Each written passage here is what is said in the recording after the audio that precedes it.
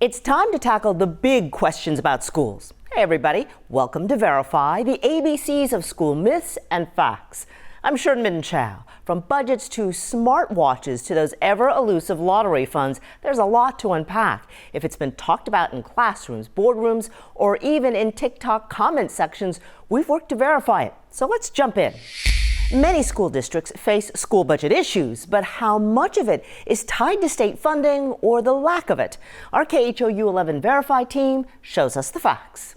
Right now, school boards have to use the resources they already have, along with the revenue they can generate to keep staff and academic programs safe from budget cuts.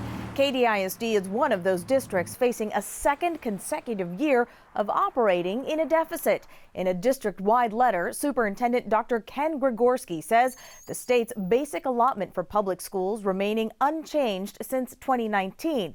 To verify, we went to several sources, including the Texas Legislature, the Texas Association of School Boards, and the Texas Education Agency. Dr. Gregorski tells the KHOU 11 Verify team about the current funding challenges the district faces. We will have a deficit budget. We adopted a deficit budget last year, and a lot of that hinges on the fact that, like I said in the letter on the basic allotment, we haven't moved the needle on the basic allotment since 2019, and we've got 3 years of record high inflation. In Texas, how much money a school gets from the state is based on a formula, and it starts with how much money districts get per student. State Representative James Tallarico, a former educator, explains the basic allotment and how it's like building a clay pot. The basic allotment is like the first chunk of clay you start with, and then the finance formula shapes that pot for different school districts to determine how much money they're owed, how big their pot is. Which brings us to the question, has the basic allotment for Texas public schools changed since 2019? The KHOU 11 Verify team found in a 2023 report from the Texas Education Agency that there were increases in school safety, educational materials, and funds districts got from local taxes, while showing no increase in the money the state gives per student. In this report from 2020, it shows funding for the basic allotment remains unchanged. So the answer here is no, the state legislature has not increased the basic allotment since 2019. In a statement provided to the KHOU 11 Verify team, Fort Bend ISD says that per student amount would need to be $7,464 today to have the same spending power as in 2019. In statements from other districts, Spring Branch, Cy-Fair, and Haldezetta, they say they could benefit from an increase. We contacted several school districts in the Houston area about their anticipated budget deficit. Cy-Fair is trying to overcome a $138 million deficit, starting with finding ways to cut $68 million. Spring Branch ISD is resorting to eliminating 300 positions to help tackle a $35 million deficit. The KHOU 11 Verify team also finding Conroe, Tomball, and Katy are all in the red, which brings us to a claim made by the Katy ISD superintendent in a district-wide message. Is there $4 billion lawmakers designated for Texas public schools funding? And has the money been distributed? We went to our sources, including the Texas Association of School Boards, the Office of Governor Greg Abbott, and the Texas Legislature. Yes, there is $4 billion available in our state budget for our public schools, new funding that could help increase teacher pay, create more programs for more students. State Representative James Tallarico is a member of the House Public Education Committee. He confirms there is money available for public schools. According to the Teachers Union, Texas AFT, the $4 billion come from the state's historic surplus of $33 billion. In a district-wide letter to parents, KDISD Superintendent Dr. Ken Gregorski says the money has yet to be distributed. So the KHOU 11 Verify team can confirm this is true. There is $4 billion available for Texas public school funding, and the money has yet to be distributed. The reason why is a result of the bipartisan defeat of Governor Greg Abbott's school choice program. When Governor Greg Abbott set the agenda for the third special session, the governor tied the voucher program's approval to the funds designated for public schools, leaving next year's legislative session as the next opportunity for school districts to get the $4 billion. And if I could advocate for just one thing, let's put a bill together and let's allocate those resources so those $4 billion can go to work. Many school districts in the Houston area are operating this school year with budget deficits. Some blame state lawmakers for not providing new funding for public education in the last legislative sessions. Viewer Gloria reached out asking the KHOU 11 Verify team if the Texas Senate passed a permanent teacher pay raise of $3,000 for this school year. Among our sources, school districts across the Houston area and the Texas legislature. Senate Bill 2 proposed giving teachers retention payments. Teachers in urban areas would get $3,000 and $10,000 for those in rural areas.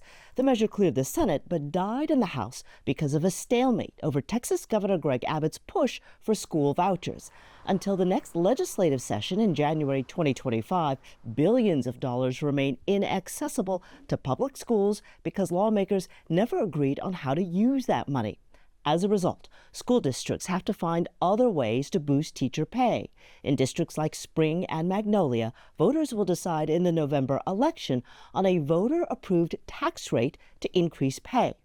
Texas ranks 30th nationally in average teacher pay at about $60,000 a year. That is more than $8,000 below the national average, according to the National Education Association, a labor union. The state ranks 15th for starting salaries, but many Houston area districts offer significantly more than the state's average of $47,000 for a starting point. With your Fast Facts, I'm Shernmin Chow.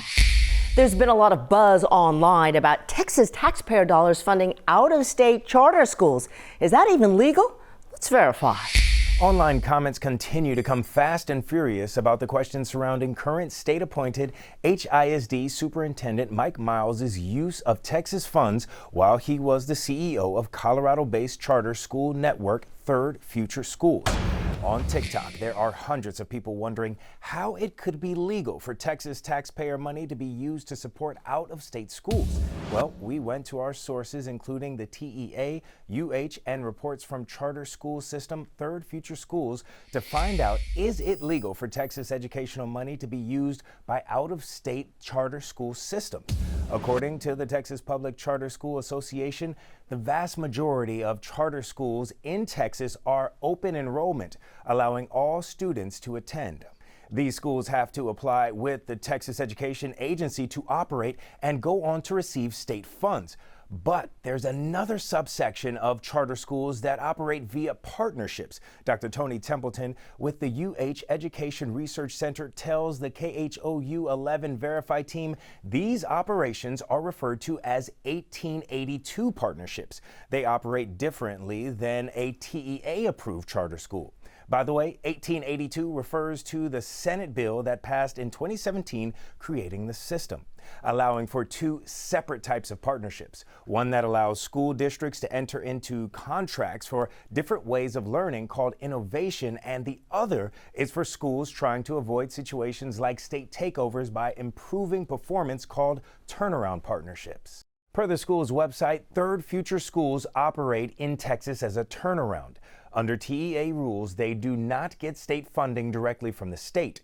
Turnaround partnerships get funds from the contract with their partner independent school district. The KHOU 11 Verify team obtained a statement from TEA Commissioner Mike Morath confirming school districts have autonomy to engage with vendors to provide educational services, and this includes out-of-state charter operators like Third Future Schools, with its headquarters based in Colorado. So we're confirming, yes, it is legal for Texas educational money to be used by out-of-state charter school systems. But Dr. Templeton says the details of how the money from school districts is used to improve student performance are included inside the performance contract, and those contracts are not always publicly available. The Texas Lotto consists of several games that can change lives when winners hit the jackpot. Every time a ticket is purchased, the funds go toward prize money, state programs, and education. For the current school year, many districts in the Houston area are operating in a deficit, and they say without an injection of additional state funding, they face dire budget constraints. So, do Texas Lotto funds mostly support Texas education? To verify, we went to our sources, which include the Texas Education Agency, the Texas Lottery Commission, and the Texas Education Code. And welcome to the official Lotto Texas drawing for November 14th, 1990. Since 1997, the lottery annually transfers millions and in some years billions of dollars to the Foundation School Program, also known as the FSP. The FSP is the primary source of funding used by the Texas Education Agency for school districts. If you think of the FSP as a bucket, it is filled with money from local property taxes, general revenue from the state, and funds from the lotto. According to the Texas Lottery Commission, most of the money goes toward its prizes, so this claim is false. Funds from the Texas Lotto do not mostly support Texas education. There are several other sources that contribute to public school funding. The amount each school district gets from the state comes from a calculated finance formula that can be adjusted during the legislative session. The first piece of that formula is the amount districts get per student, called the basic allotment. It hasn't been adjusted since 2019. Some school districts in our area are looking forward to the 2025 legislative session to get the amount increased to adjust for inflation. With your Verify, I'm Cheryl Mercedes. If you're a parent, you might have debated whether your kid should wear a smartwatch to school. KDISD's smartwatch ban stirred up plenty of online chatter. Are they really the first district in our area to take this step? Here's what we found. I need to tell you about an awesome product that's been a game changer for my son. Across social media, there are thousands of videos recommending smartwatches for kids. I love the emergency SOS button along with the restricted contact list. To make it more attractive for parents to buy, some come with GPS and offer special features that can block access to certain apps during school hours. But for the first time, KDISD is enforcing a district-wide policy banning smartwatches in classrooms to eliminate cheating and distractions. Online, hundreds of parents are providing their feedback about the ban. The KHOU 11 Verify team checked with some school districts across the area and found most don't have policies that specifically target smartwatches. So is KDISD the first district in our area to ban smartwatches in classrooms? We went to our sources to verify. For many school districts, smartwatches fall into the same category as cell phones and tablets. The Houston ISD Student Handbook states students have to have permission to have the device and it needs to be turned off. And in Fort Bend ISD schools, students can use their personal devices for instructional use only. But for the last 2 years, Alvin ISD students have not been able to have smartwatches or earbuds while at school. So the answer, no. KDISD is not the first school district in our area to ban smartwatches in classrooms. State law requires all school districts to have policies regarding electronic devices and have someone available to take complaints and hear concerns related to their use. With your Verify, I'm Cheryl Mercedes. Let's talk about walk zones. How common is it for districts to make students walk to school? And what happens when safety is a concern? We verify what Houston area districts are doing. A parent on Reddit wants to know how common the policy of having kids walk to school is. Houston, Katy, and Klein school districts are mentioned as having walk zones, where bus service is not offered to students living near their zoned school. So we verify, do all public school districts in our area have walk zones? The KHOU 11 Verify team heard back from 15 school districts along with the Texas Education Agency, or TEA, to find out. First, we have to start with how Texas law outlines which students are eligible for bus service. According to the Education Code, it's a student who resides 2 or more miles from the student's campus of regular attendance. However, with approval from the TEA commissioner, districts can get money from the state to cover some of the costs of picking up students who would have to walk through high crime areas or walk along and cross dangerous roadways to get to school.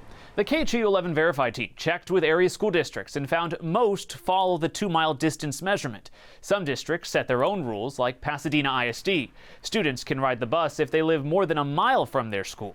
Katy ISD offers bus service to students a half-mile from elementary schools and 1 mile from junior and high school campuses. Parents in Pearland ISD can pay for bus service if their home is within 2 miles of campuses. According to Crosby, Channelview, and Spring Branch ISDs, they tell us they offer all students bus service. So the answer to the question, do all public school districts in our area have walk zones, is no. Bus service is offered to all students in some school districts in our area. Until this year's change, Cy-Fair ISD was the second largest school district in Texas to offer bus service to all students, behind Dallas ISD. With your Verify, I'm Marcelino Benito. That wraps up Verify, the ABCs of school myths and facts.